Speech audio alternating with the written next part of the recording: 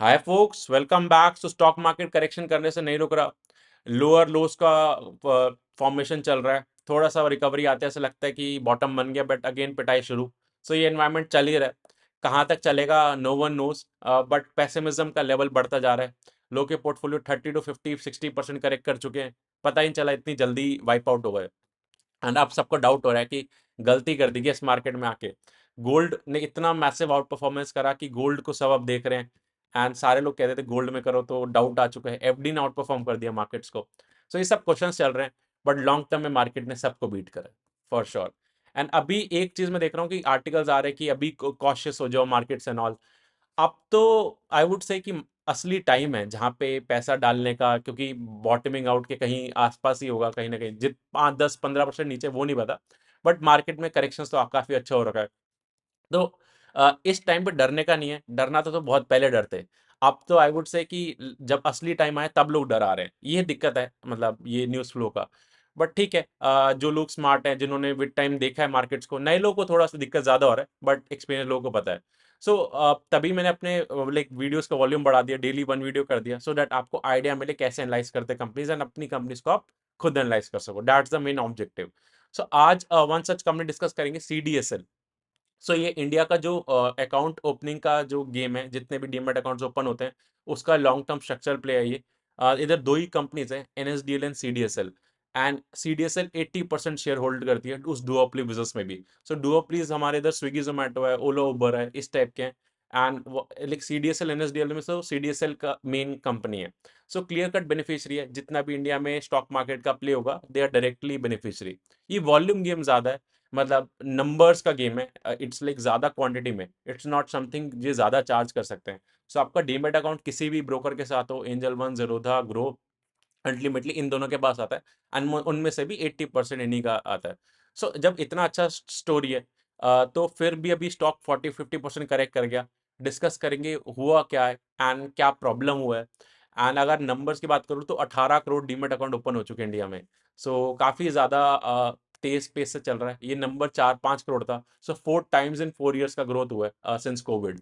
So story long term अच्छी है, but detail में डिस्कस करते हैं अभी क्या करंट सिनेरियो है। So as you can see on the screen, this video is purely meant for education purpose. It's not a buy or sell recommendation. ये disclaimer है।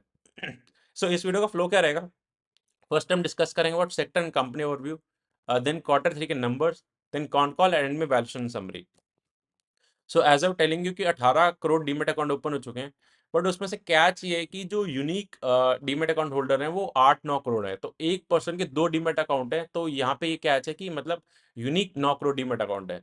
उसमें से भी अगर आप एक्टिव का नंबर मेरे को लास्ट ईयर का मिला, 4.5 करोड़ एक्टिव है। तो अभी 5 6 करोड़ एक्टिव होंगे। सो 18 करोड़ को देख के एकदम वो नहीं होना कि इतना ज्यादा पॉपुलेशन को हमने कैप्चर कर लिया। एक्चुअली 5 6 करोड़ ही हैं जो एक्टिव डीमेट अकाउंट है। सो बहुत ज्यादा मैसिव स्कोप है अभी इस एनवायरमेंट में।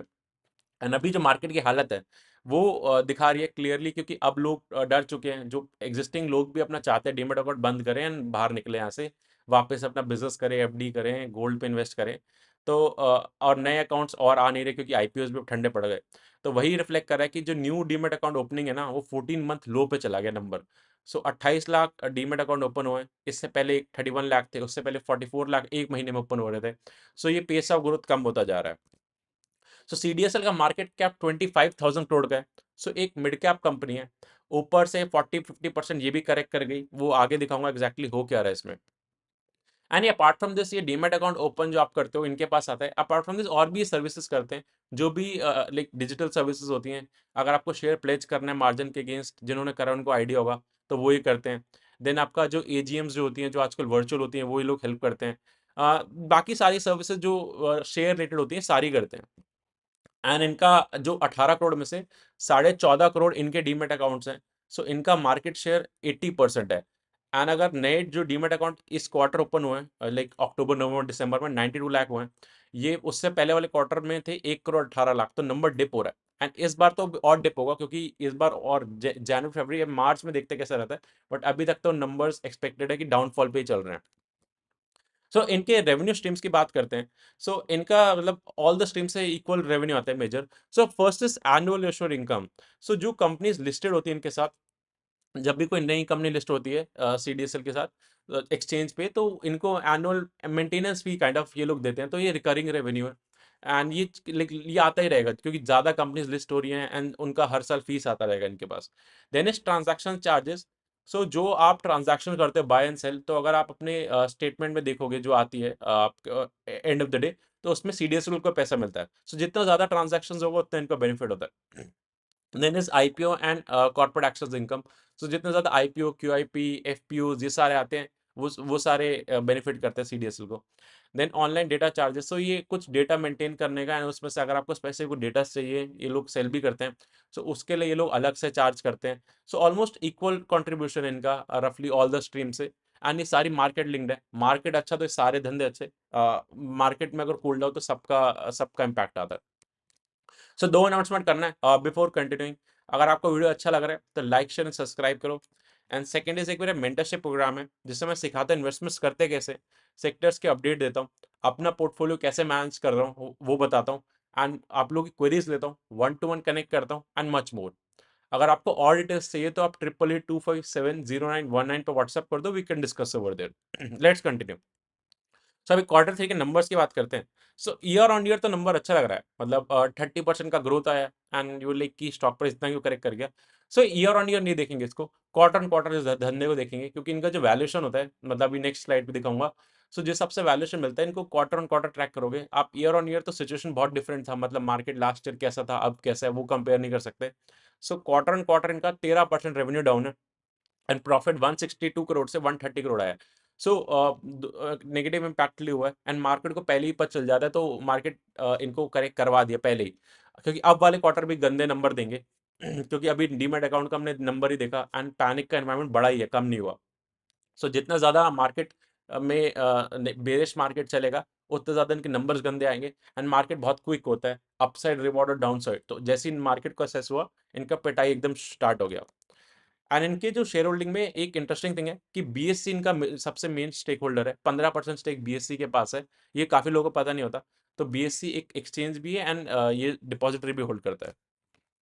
सो कॉन कॉल का डिस्कशन करते हैं। ऐसा तो कुछ था नहीं, जो नंबर्स हम डिस्कस करें वही है कि 18.5 करोड़ डीमेट अकाउंट है, 80% इनके पास है।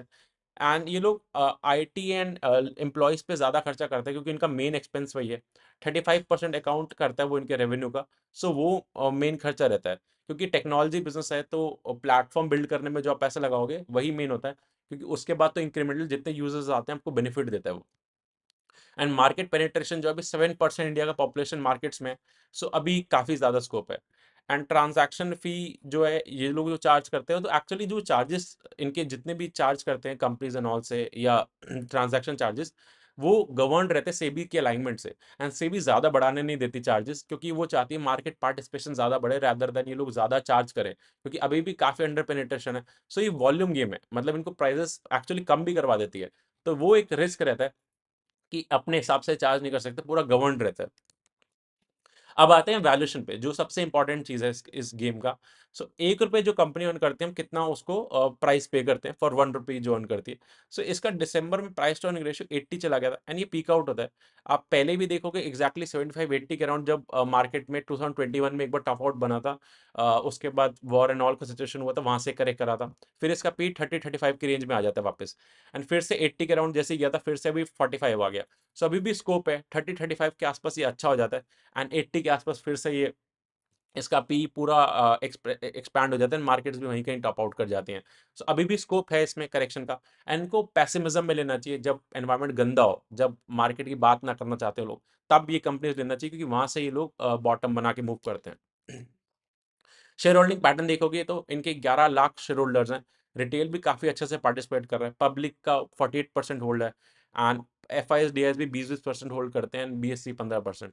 सो रिटेल पार्टिसिपेशन बढ़ता जा रहा है, क्योंकि सबको इस कंपनी का आइडिया है, तो ये डिस्कवर्ड कंपनी है, इट्स नॉट समथिंग की कोई हिडन कंपनी है।